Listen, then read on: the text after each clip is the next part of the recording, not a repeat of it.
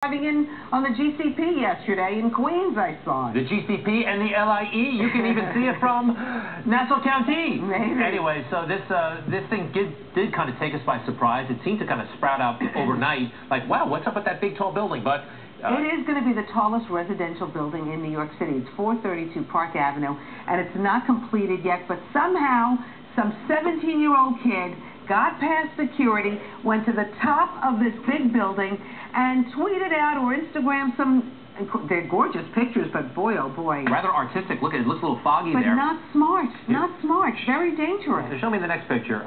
This is a 17-year-old kid. This seems to be a trend. We had another kid go to the top of the World Trade Center. He took pictures from up there, got in trouble. This is from the top of the Williamsburg Bridge. What's up with climbing all these structures and taking pictures? I'm not sure. Kerry Drew is in Midtown right now. It's a very dangerous sport, Kerry.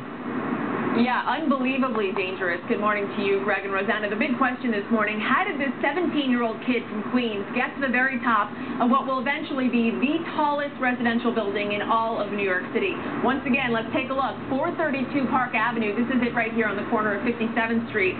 84 stories tall, almost 1,400 feet. And when it's completed at the beginning of next year, it'll be the tallest residential building in New York City, the tallest building after One World Trade. You can see it's still very much under construction.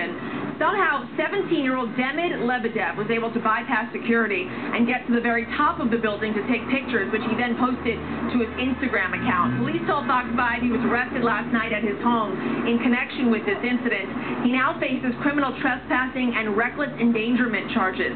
His Instagram account, called Demidism, is still up and running this morning. It's filled with daredevil images, everything from the top of the Williamsburg Bridge and another one. He was so high up that the city completely covered with clouds. Most of these pictures are taken at nighttime. His images, of course, bring to mind other recent security breaches we've been talking about, like when German artists replaced American flags at the top of the Brooklyn Bridge, or when a 16-year-old took a picture at the top of One World Trade. That happened back in March. We've been talking to people who live and work in this area. Here's what a few of them had to say. Security is an issue in New York City. It's always been, always will be. It's a shame. It's scary. It's really scary. And for someone to get into this building right here and take pictures at the top, not good. My office is right across from it, and so we're obviously concerned about things like this. It's a safety issue.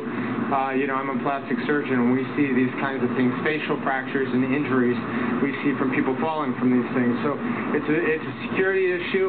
It's something that we need to beef up security, make sure that our kids are safe.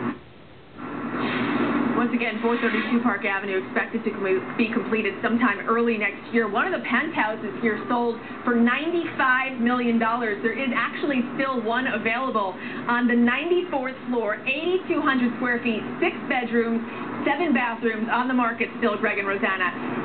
$82.5 million. The latest from here in Midtown this morning. Greg and Rosanna, back to you guys. Carrie, thanks a lot. Let's take another look at the building. In addition to that mansion, there are studio apartments for sale.